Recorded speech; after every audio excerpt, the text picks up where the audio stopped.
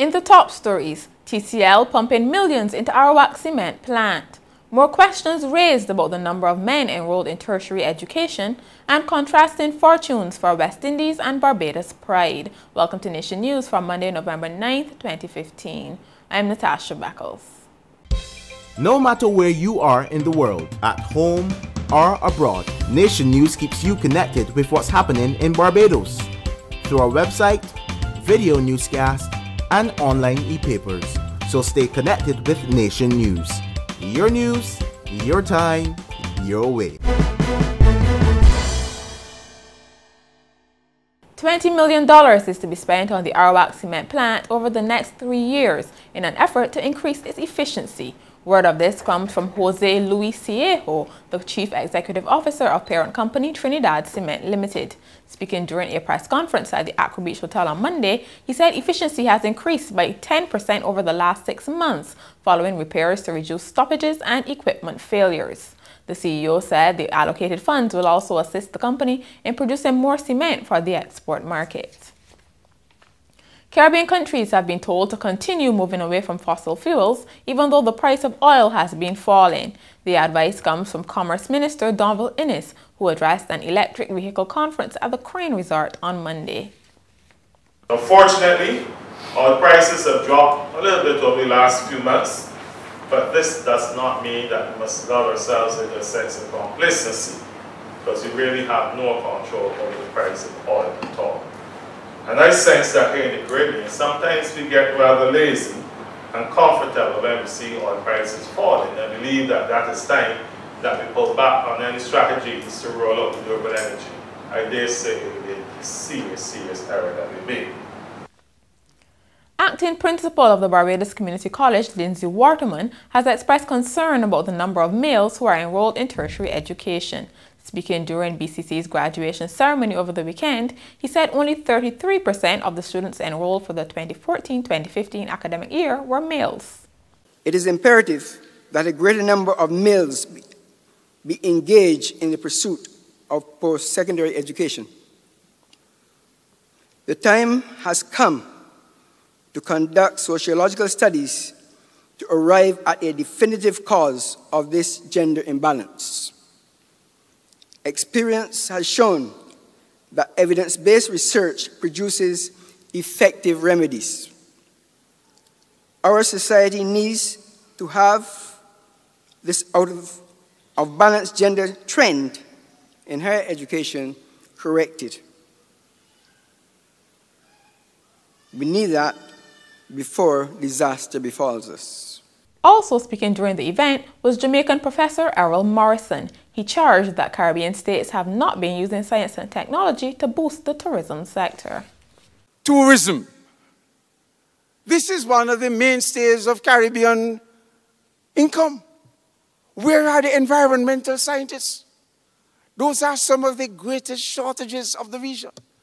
These are the scientists who need to study and understand the underlying ecology that maintains our pristine beaches, which is why many a tourist will come to our shores.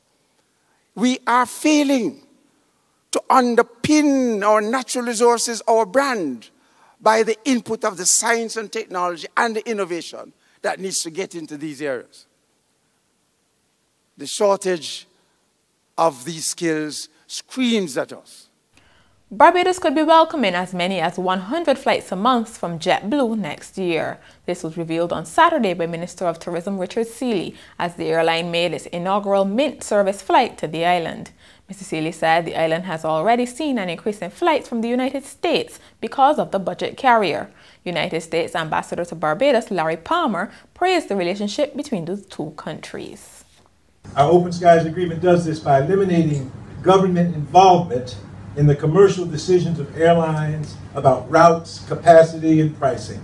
And it frees airlines like JetBlue and others to provide more affordable, convenient, and efficient air service for our consumers. And in the process, it also sparks countless new ties between our tourists, our students, and our business professionals. All of us here know that Barbados is a country of growing progress and great potential, and JetBlue's new flight to Barbados will only strengthen the already close and productive economic and cultural relationship between the United States and Barbados. A St. James man was injured on Sunday when his car overturned along the Spring Garden Highway. Eyewitnesses said 23-year-old Kelson Lewis was able to exit the vehicle shortly after the crash, but he then collapsed. He received cuts to his face and complained of pains about the body. Minister of Culture Stephen Lashley has praised schools for their participation in the NIFCA Visual Arts exhibition. He made the comments as the show was opened on Sunday night at the Lloyd Erskine Sandyford Center. This year, a high level of entries, 171 in the area of craft and 212 in the area of art, were received from more than 10 primary and secondary schools. I believe that this demonstrates the dedication and commitment to the art form from these schools, as well as the teachers who participate in the NIFCA Visual Arts. In sport, Sri Lanka won the first 2020 international against West Indies by 30 runs on Monday. The hosts made 215 for 3 in their 20 overs, and West Indies were bowled out for 185 in 19.5 overs. Meanwhile, it took less than an hour for Barbados Pride to execute a comprehensive 10-wicket victory over the Jamaica Scorpions in the WICB Professional Cricket League competition. Playing at Kensington Oval, the visitors were dismissed for 187 in their second innings, and the hosts then scored the required 4 runs to wrap up the match. Scores: Pride 373 and 4 without loss, Scorpions 189 and 187.